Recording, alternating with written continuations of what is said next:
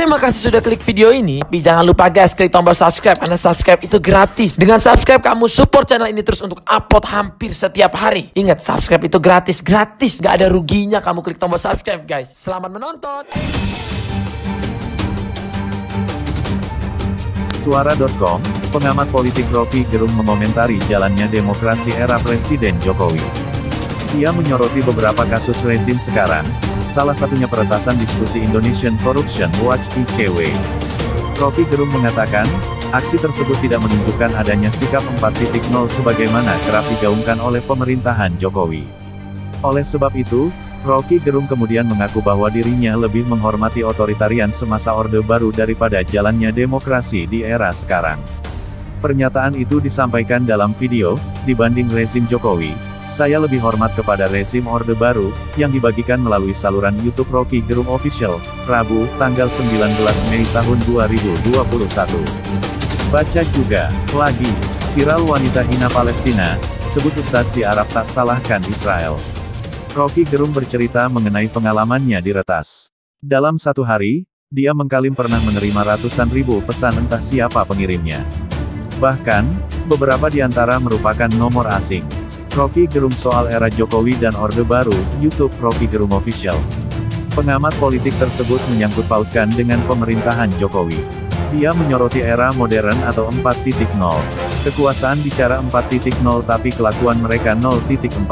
Kan ini kelakuan biadab, menghalangi orang bercakap, termasuk oposisi.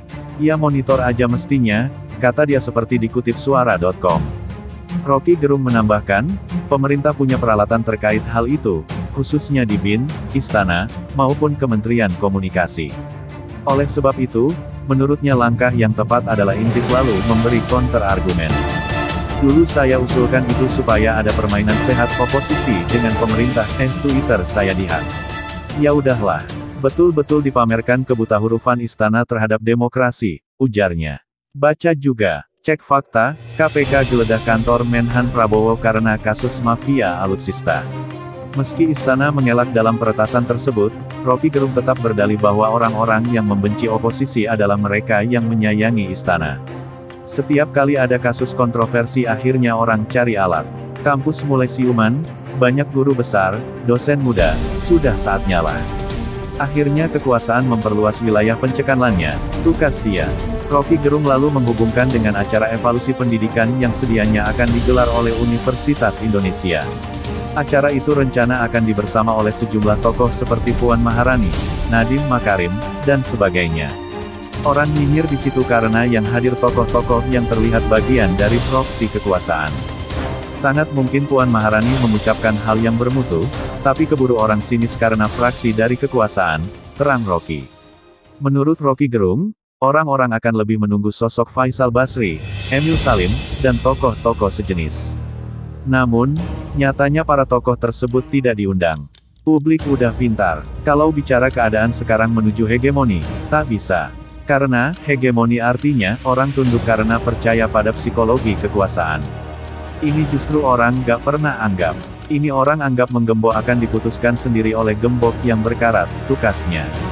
Hersubeno Arif selaku rekan diskusi kemudian bertanya kepada Rocky Gerung apa yang seharusnya dilakukan pemerintah ketika cara-cara untuk meredam oposisi tersebut tidak efektif. Menimpali hal itu, Rocky Gerung mengaku lebih hormat dengan model otoritarianisme pemerintahan Orde Baru Orba pimpinan Presiden Soeharto saat itu. Saya lebih hormat model otoritarianisme Orba. Itu resmi. Kalau diskusi ada petugas datang. Atas nama UU kami bubarkan diskusi kalian. Petugas datang dengan perintah UU, bukan diam-diam membatalkan diskusi, kata Rocky Gerung. Yang ada, petugas naik ke panggung lalu bentak-bentak. Ia dibubarkan dengan UU. Kalau ini, era Jokowi, dibubarkan diam-diam, dihalangi orang berpikir. Lebih dungu, tegasnya menambahi. Rocky Gerung lantas menyebut perbedaan lain antara era Jokowi dan Orba yakni soal sistem. Kata dia, era sekarang akan sulit untuk menyamai kemampuan Orba. Orba masih punya S.